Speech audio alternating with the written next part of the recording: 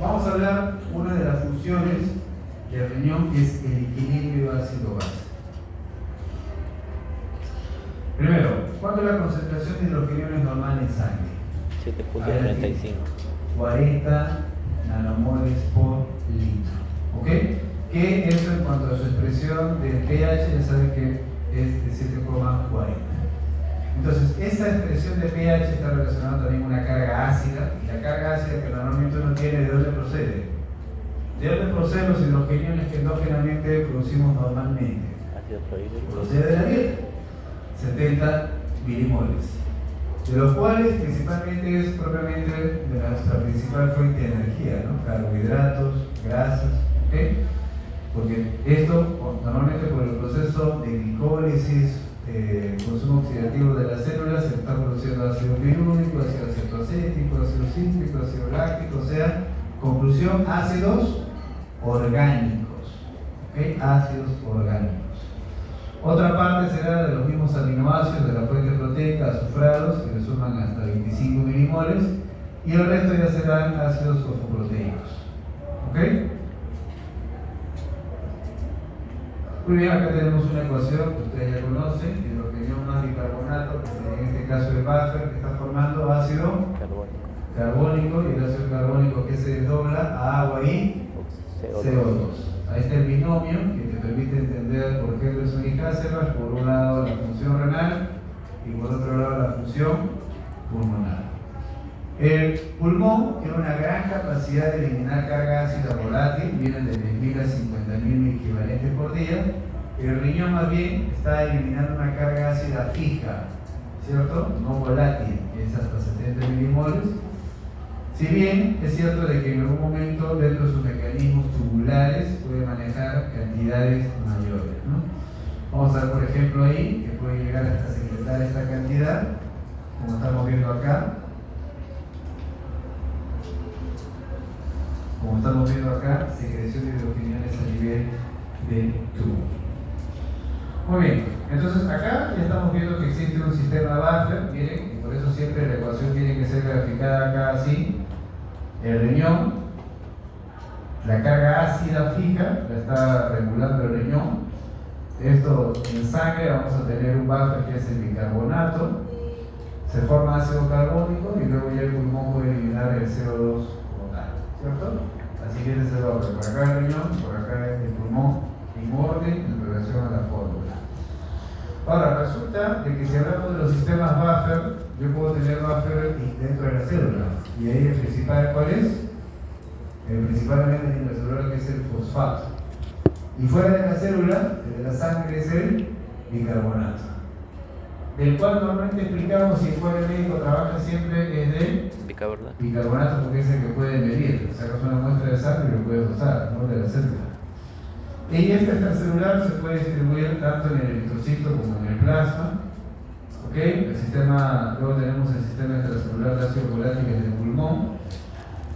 Y de los ácidos no volátiles del pulmón es todo esto que ya habíamos dicho antes: secreción de hidrogeniones, síntesis de nuevo de bicarbonato, secreción de bicarbonato, excreción de sulfatos y fosfatos y el proceso de amoniagénesis. Nuevamente acá, ingieres tus alimentos, se digieren, llega a la célula, ciclo de Krebs, oxidación, se forma ¿qué cosa? ¿Qué forma la célula? ATP, CO2, agua, ¿cierto? Y acá está eliminando una carga de hidrogeniones. Entonces esos hidrogeniones justamente van a ser tamponados a nivel del intracelular, pero lógicamente por la gran cantidad que se produce sale fuera de la célula y tendrá que ser tamponados por el sistema buffer extracelular de bicarbonato. Luego tendrás una respuesta respiratoria inicial que justamente está acá porque es rápida. El pulmón se caracteriza porque su respuesta inicial es rápida, en minutos. ¿Okay? Tú ingieres, tienes una carga ácida propiamente en el estado postprandial, el que elimina tu carga ácida volátil rápidamente es el pulmón. Y el riñón, en cambio, tiene una respuesta renal también, pero se demora. Se puede demorar horas, días. ¿Okay? Si bien es más perfecta, porque tiene varios mecanismos, se demora. ¿Okay? Y todos los mecanismos que ya hemos explicado. Acá nuevamente habíamos dicho que también hay un sistema amortiguador dentro del eritrocito, Y en efecto, se puede ver como acá bien, acá lo estamos viendo. Tengo acá también la carga de bicarbonato que está atrapando hidrogeniones, finalmente forma ácido carbónico acá. El ácido carbónico desdoblado de CO2 y agua finalmente liberado por el eritrocito. Así que el eritrocito también interviene en la regulación del pH, el equilibrio ácido-base. O también puede ser porque la hemoglobina como tal también actúa como un amortiguador. ¿Okay?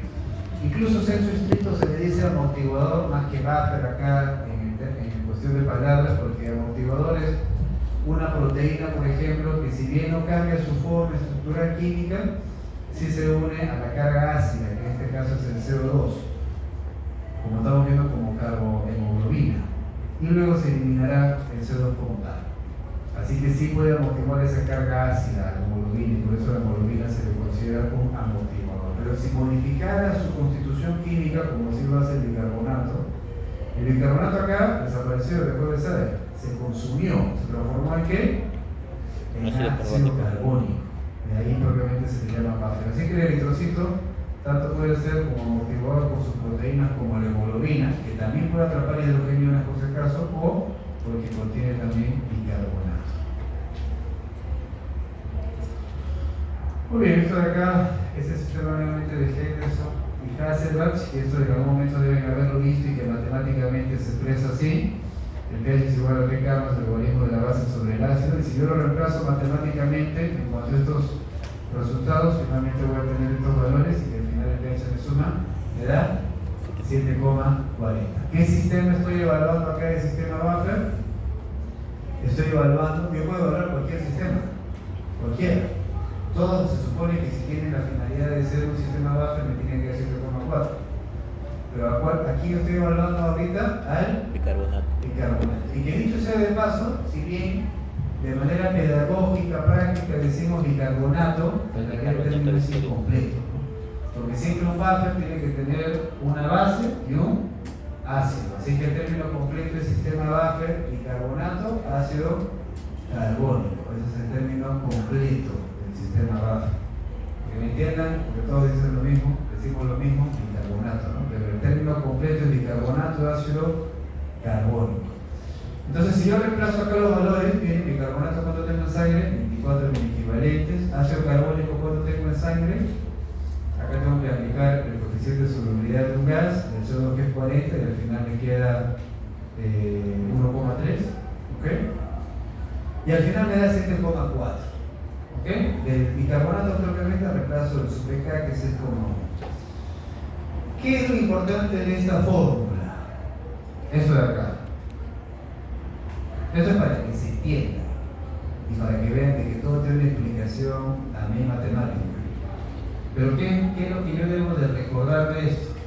Que cuando estoy acá aplicando esta ecuación matemática, me doy cuenta de que matemáticamente existe una proporción de 20 veces a 1 entre bicarbonato y ácido carbónico. ¿Ok? Porque esto quedó, por si acaso, 24 entre 1,2, entre 1,3. Y al final me da una relación de 20 veces a 1. O sea, ¿qué significa? Que hay 20 veces más bicarbonato que ácido carbónico. ¿Eso qué significa? Que para un pH normal de 7,40 tiene que haber 20 veces más bicarbonato que ácido carbónico. ¿Y qué significa eso? Si tú tienes una acidosis metabólica, ¿ok? ¿Cómo está tu bicarbonato? Reducido, acidosis metabólica. La pregunta es, ¿cómo estará tu ácido carbónico? Fisiológicamente hablando. ¿Cómo? ¿Alto? ¿Bajo? Ya, ¿ven cómo nos siguen? ¿Ven cómo nos siguen? A ver. Bajo también. Retroceder en el tiempo 20 segundos. ¿Qué es lo único importante, por lo menos, de fijar de la ecuación de Henderson y Hasselbalch? Profesor, ¿qué tiene que decir? Que la relación entre bicarbonato y ácido carbónico es de 20 veces a 1 y directamente proporcional. O sea, cada vez que aumente el bicarbonato, se supone de que en 20 veces a 1 aumentará el ácido carbónico, en 20 veces ya. Si el ácido carbónico baja, si yo tengo que mantener la relación, porque esto es un curso de fisiología, la relación normal directa proporcional de 20 a 1, se supone que el bicarbonato tendrá que bajar. Así ya. Entonces, nuevamente, si estoy en una acidosis metabólica en la que el bicarbonato baja, ¿cómo está el ácido carbónico? Bajo, pues, claro. Porque si no, no sería fisiológico, pues, sería patológico. Porque este es un curso de fisiología, o sea, el pH es 7,40. Ahí está, 7,40. Pero ¿cómo? Manteniendo la relación de 20.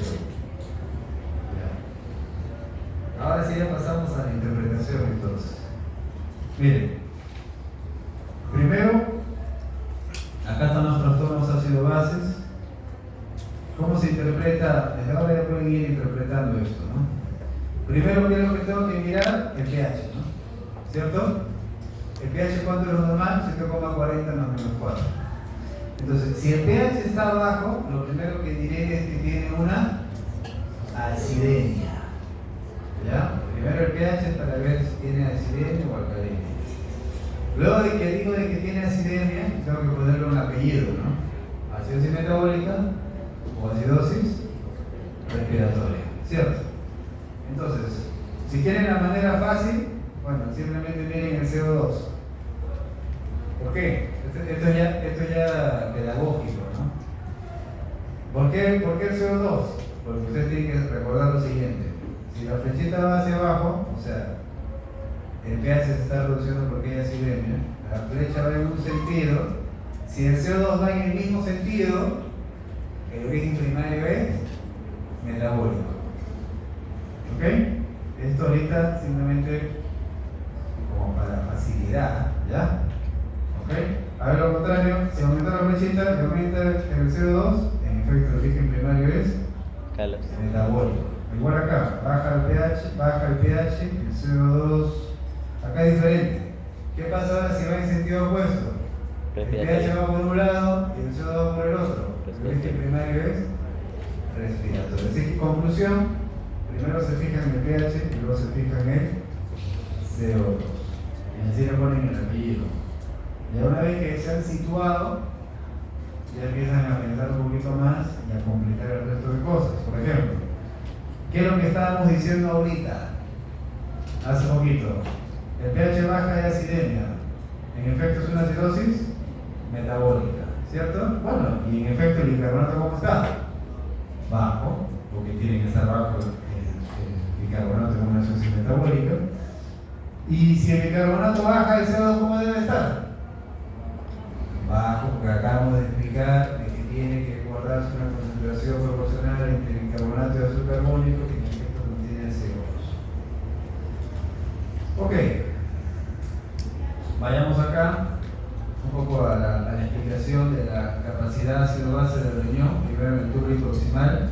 La acidificación empieza ya desde el tubo proximal. Bien, acá primero de que están viendo cómo se está efectuando hidrogeniones en intercambio con sodio.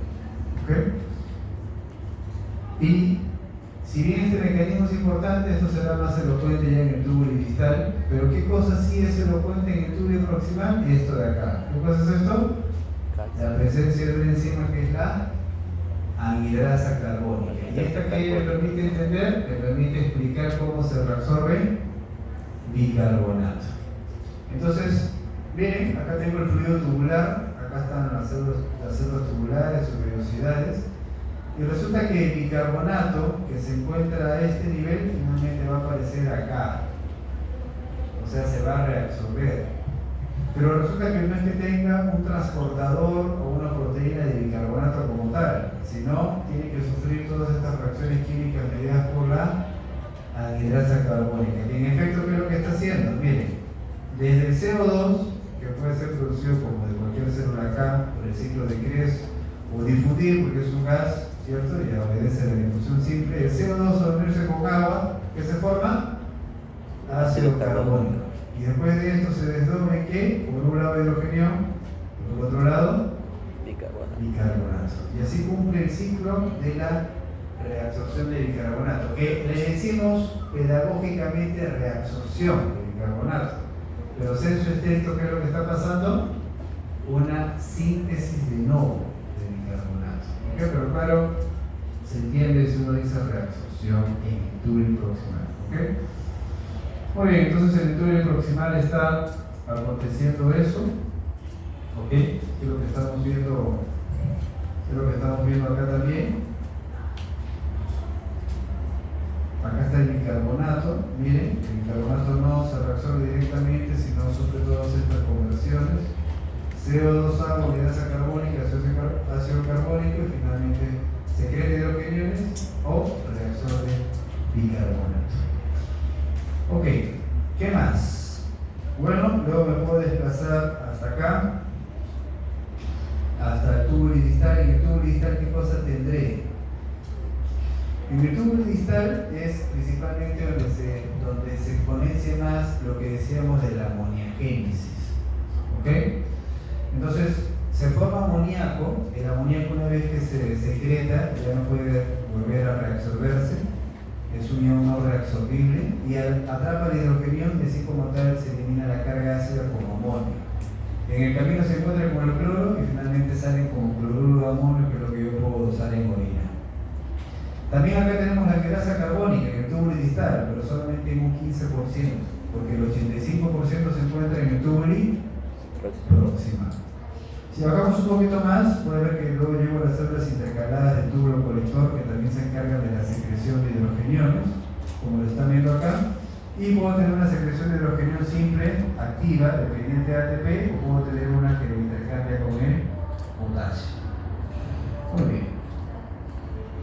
Desde acá, túbulo proximal. Acá también hay que agregar esto de aquí.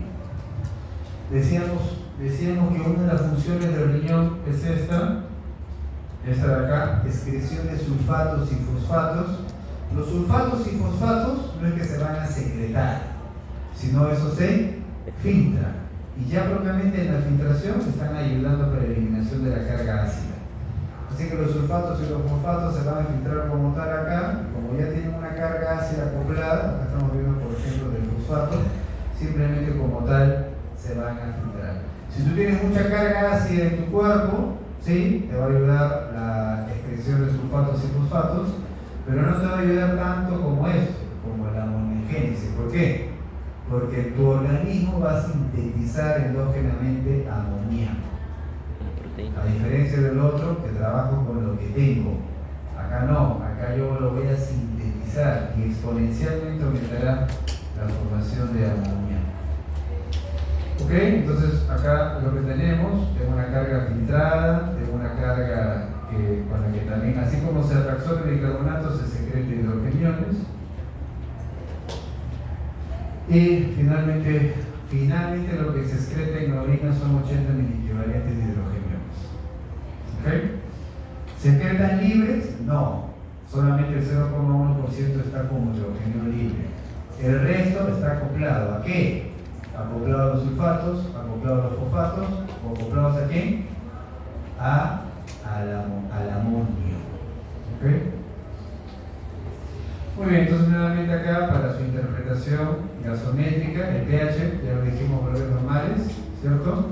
El CO2, ¿cuánto es lo normal? 40 más menos 4, va de 36 a 44, y el bicarbonato, 24 más menos 2, va de 22 a 26. También tengo algo que se llama brecha aniónica, que va de 8 a 12, que se calcula entre la diferencia de cationes versus los aniones. Así se calcula la brecha aniónica. Entonces, primero que tengo que ver el pH, para ver si tengo una acidemia y una alcalemia, le corrija, que debe decir acidemia y alcalemia. ¿Ok? Entonces, este es el orden que se supone que ustedes tienen que verificar. Lo primero que dijimos, el pH 0,2, ahí tenemos un ejemplo. A ver, ¿qué me dice? pH 7,22. O sea, tiene una. Muy bien, luego que mido el CO2, ¿cómo está? 30, valor normal, 40 menos 4, o sea, de 36 a 44. ¿Cómo está el CO2? Disminuido. Reducido, va en el mismo sentido. ¿Qué digo ahora? Metabólico. Metabólico. ¿El bicarbonato cómo está? Bajo, o sea, se cumple, ¿cierto? Y ya les puedo preguntar ahora, ¿y el CO2 por qué baja? Es compensatorio, que tendrían que decir, ¿cierto? Y ahí tienen el sodio y el cloro. O sea, es una acidosis metabólica no compensada, lógicamente, porque el pH está alterado. Y resulta que en las acidosis metabólicas tengo que calcular el anión gamma, porque pueden haber acidosis metabólicas con anión gamma elevado o con anión gamma bajo.